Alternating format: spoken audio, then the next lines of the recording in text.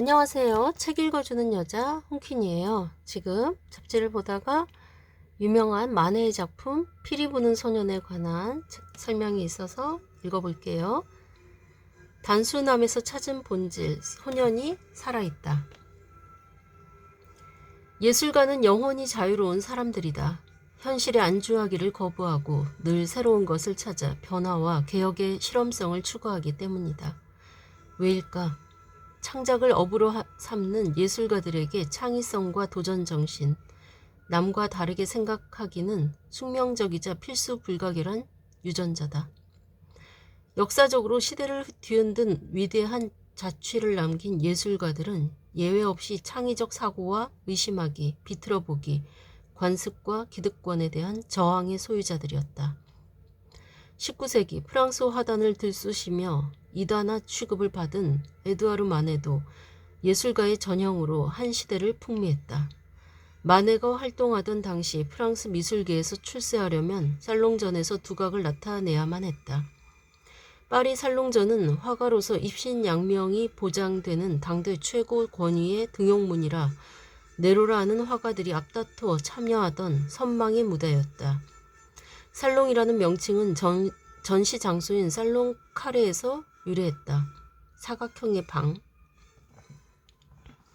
기득권의 벽은 높았다.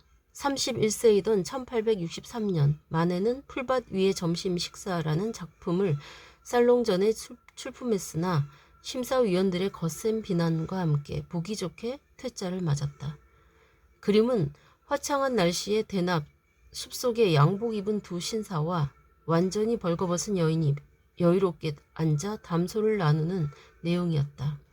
낙선 이유는 그림이 지나치게 퇴폐적인 데다 회화의 기본 원리인 원근법도 지키지 않는 등 심사 대상에 오를 자격조차 없다는 것이었다. 그렇다고 낙담만 하고 있을 만해가 아니었다. 평소 미적 기준도 시대의 흐름에 따라 변하는 것이야말로 예술이라는 전향적인 의식을 갖고 있었던 만해는 가만히 있지 않았다. 살롱전에서 떨어진 작품들을 모아 전시하는 낙서전에 풀밭 위에 점심 식사를 내걸었다. 반전이 일어났다. 만해 그림에 대한 반향은 뜨겁다 못해 폭발적이었다. 특히 보수적이고 권위적인 살롱 심사위원들에게서 외면당한 혈기왕성한 젊은 화가들이 만해의 그림에 열광적이었다. 만해는 바로 이 지점에서 거장으로서 면모를 드러냈다. 그는 미적 평가와 아름다움이라는 가치는 시대 정신과 궤를 같이 할 때 진정성이 드러난다는 확신을 갖고 있었다. 그림은 일체의 관습적이고 제도적인 구속에서 벗어나 그림 자체의 본질에 충실할 때 비로소 예술로 완성된다는 것이다. 그가 상상 속의 인물이 아닌 현실 속 인물을 그린 것도 이 때문이다. 만해의 도전은 2년 후인 1865년 또 한 번 세상을 시끄럽게 했다. 살롱전을 통해 알려진 올랭피아라는 작품이다. 실오라기 하나 걸치지 않은 알몸의 외춘부가 침대에 비스듬히 기대 누운 채 당당한 시선으로 정면을 응시하는 이 그림은 당연히 저질과 외설 논란의 중심에 섰다. 두 차례의 전시로 프랑스 미술계를 뒤흔든 만해는 1866년 또 하나의 문제작을 살롱전에 선보인다. 출품작은 피리 부는 소년. 결과는 역시 낙선. 원근감도 없고 입체감도 없는 그림이라고 볼 수 없다는 게 심사위원들의 평가였으나 만해의 든든한 후원자였던 에밀 졸라가 거세게 반박했다.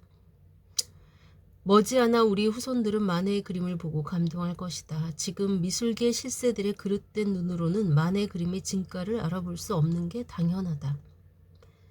만해는 1883년 4월 매독 합병증으로 51세의 나이로 생을 마감했다. 이듬해 개최된 만해 추모 전시의 도록 서문도 에밀 졸라가 썼다. 추모전이 끝나자 만해의 그림 가격이 올라가기 시작했다. 1820년에서 1830년대 사진의 발명으로 대상의 재현에 뿌리를 둔 회화의 역사는 일대 전환기를 맞는다. 광학 원리를 이용해 실물을 원형 그대로 보여줄 수 있는 사진 앞에서 그림이 간직한 종전의 부가가치는 이제 의미가 없어졌다. 필요는 발명의 어머니란 말이 있듯 화가들은 새로운 회화의 부가가치를 찾아 나섰다. 사진의 등장은 결과적으로 근대 미술이 현대 미술로 나아가는 전기를 제공했고, 인상주의는 그 선두에서 맹활약한 대표적인 미술 사조다. 인상파 화가들 스스로 대부로 받들며 존경한 마네의 그림 피리 부는 소녀는 그런 점에서 현대 미술의 태동을 알리는 메신저 성격의 작품이다. 이 작품의 특징은 크게 두 가지로 요약된다. 먼저 그림의 배경이 없다는 점이다. 바닥도 없다. 배경과 바닥을 구분하는 경계선이 없이 소년의 주위를 온통 회색조의 공간만이 에워싸고 있다. 어디가 배경이고 어디가 바닥인지 알 수 있는 단서가 전혀 보이지 않는다. 피리를 불고 있는 소년의 모습도 특이하다.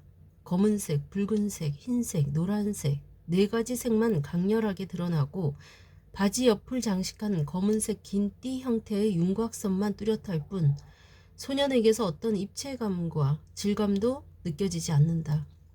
마치 인형 만들기 게임처럼 소년을 그린 종이를 오려 캔버스에 붙인 것 같다. 그래서 우리는 3차원의 공간감과 양감을 지닌 인물이 아니라 평면적인 종이 캐릭터 소년을 보고 있는 느낌이다. 당대의 미술 철학을 신봉한 살롱전 심사위원들이 어이없어할 만도 하다.